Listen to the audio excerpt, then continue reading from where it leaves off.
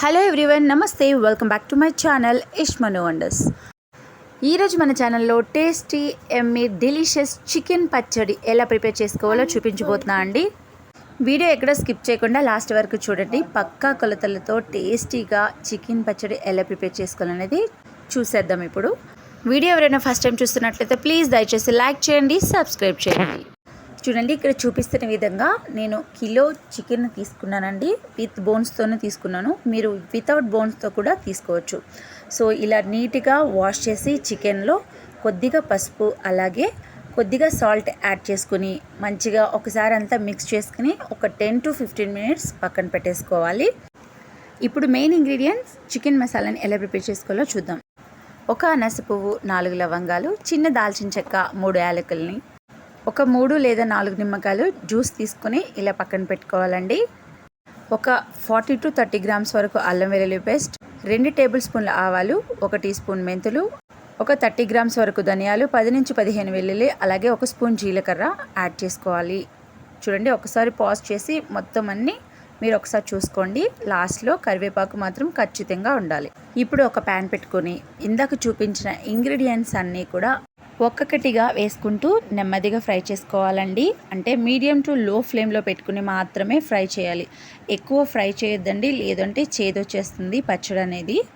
మనం వేసిన ఇంగ్రీడియంట్స్ అన్నీ కూడా మంచిగా ఫ్రై చేసుకోవాలండి. మంచి స్మెల్ అయితే వస్తుంది మనకి ఫ్రై అయిన తర్వాత. చూడండి, ఇక్కడ చూపిస్తున్న విధంగా ఈ విధంగా మనం అన్నీ కూడా ఫ్రై చేసేసుకోవాలి. ఇలా ఫ్రై చేసుకున్నవన్నీ కూడా ఒక బౌల్లో తీసుకోవాలండి. ఒక బౌల్లోకి తీసుకుని పూర్తిగా చల్లారిన తర్వాత మిక్సీ చేసుకుని మనం పౌడర్ అనేది పక్కన పెట్టేసుకుందాం. ఇప్పుడు మనం ముందుగా మ్యారినేట్ చేసిన చికెన్ని స్టవ్ పైన ఒక కళాయి పెట్టి ఆయిల్ లేకుండా యాడ్ చేసుకోవాలండి. ఇలా చికెన్లోంచి వాటర్ వచ్చి అవి ఇంకిపోయేంత వరకు కూడా చికెన్ బాగా కుక్ చేసుకోవాలి. ఇలా మంచిగా కుక్ అయిన తర్వాత చూడండి, వాటర్ అనేవి మనకి మొత్తం లేవు, కుక్ అయిపోయింది. ఇప్పుడు ఈ పీసెస్ని మనం పక్కన తీసుకుని పెట్టేసుకుందాం. ఇప్పుడు చికెన్ పచ్చడికి మెయిన్ ప్రాసెస్ అనేది స్టార్ట్ అవుతుంది. ఒక ప్యాన్ తీసుకొని అందులో వేరుశనగ ఆయిల్ కానీ నువ్వుల నూనె కానీ యాడ్ చేసుకోండి. చూడండి, ఇక్కడ నేను 600 గ్రాముల వరకు వేరుశనగ నూనె తీసుకున్నానండి. పచ్చళ్ళు ఎక్కువ కాలం నిల్వ ఉండాలంటే నువ్వుల నూనె కానీ వేరుశనగ నూనె కానీ యాడ్ చేస్తేనే ఎక్కువ కాలం ఉంటుందండి. చూడండి, ఆయిల్ హీట్ అయిన తర్వాత మనం ముందుగా కుక్ చేసి పెట్టుకున్న చికెన్ పీసెస్ని ఆయిల్లో యాడ్ చేసుకుని బాగా ఫ్రై చేసుకోవాలండి. మనం ఫ్రై చేసే ఈ చికెన్ పీసెస్ని బట్టి ఎంతకాలం ఉండాలనేది డిసైడ్ అవుతుంది. సో మంచిగా ఫ్రై చేసుకోవాలి, ఆ పచ్చితనం అంతా పోవాలండి. సో ఈ విధంగా గోల్డెన్ బ్రౌన్ కలర్ వచ్చేంత వరకు కూడా ప్రతి ముక్క కూడా మంచిగా ఫ్రై చేసుకోవాలి.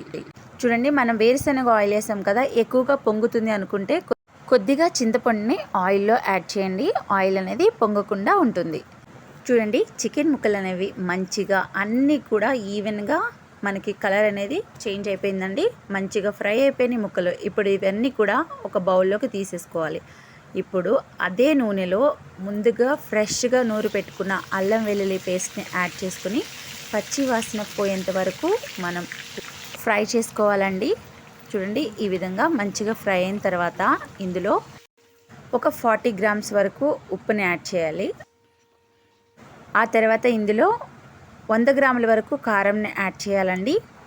చూడండి, కారం యాడ్ చేసిన వెంటనే నురగలా వచ్చేసింది కదా, ఈ టైంలో మనం ముందుగా ఫ్రై చేసి పెట్టుకున్న మసాలా పౌడర్ని యాడ్ చేసుకోవాలి. ఆ తర్వాత ముందుగా ఫ్రై చేసి పెట్టుకున్న చికెన్ పీసెస్ని కూడా ఇందులో యాడ్ చేసేసి ఒక 1 మినిట్ వరకు ఉంచి లాస్ట్లో కరివేపాకుని యాడ్ చేసి స్టవ్ ఆఫ్ చేసేసుకోవాలండి.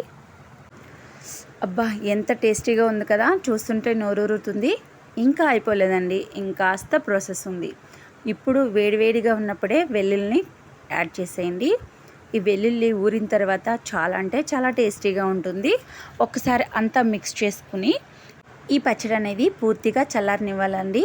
మినిమం 1.5 to 2 అవర్స్ పడుతుంది. పూర్తిగా చల్లారిన తర్వాత చూడండి, పూర్తిగా చల్లారిపోయింది. ఇప్పుడు లాస్ట్ ఇంగ్రీడియంట్ నిమ్మరసాన్ని యాడ్ చేసేయండి.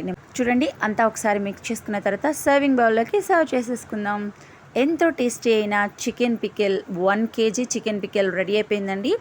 చాలా అంటే చాలా టేస్టీగా ఉంది. నా వీడియో చూస్తున్న ప్రతి ఒక్కరూ దయచేసి వీడియోని లైక్ చేయండి, అలాగే సబ్స్క్రైబ్ చేయండి ఛానల్ని. చూడండి, నేను చేసిన రెసిపీ మీకు నచ్చినట్లయితే మీ ఇంట్లో కూడా ట్రై చేసి మీ ఫీడ్బ్యాక్ని నాకు పంపించండి. ప్లీజ్ సపోర్ట్ మీ. మరిన్ని టేస్టీ అండ్ ఇంట్రెస్టింగ్ రెసిపీస్ కోసం నా ఛానల్ని సబ్స్క్రైబ్ చేయడం మాత్రం అస్సలు మర్చిపోవద్దు. Thank you so much. Thanks for watching my video.